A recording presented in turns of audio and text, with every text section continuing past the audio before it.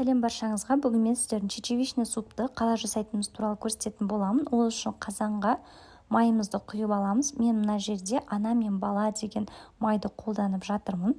Табиғи кәдімгі жақсы май. Күнбағыс майына қарағанда осы май пайдалы болып келеді.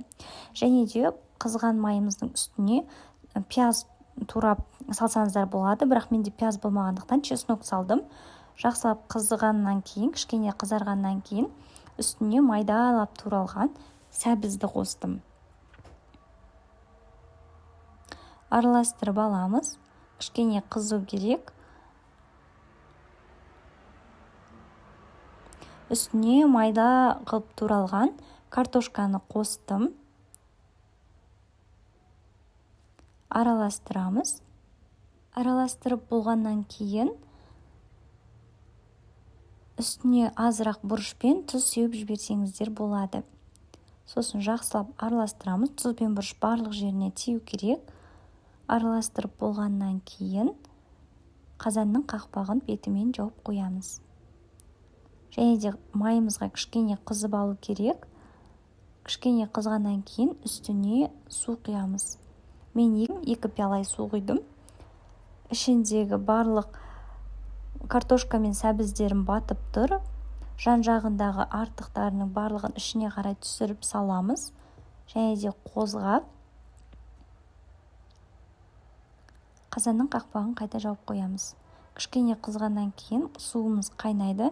Картошкамыз кішкене жұмсару керек.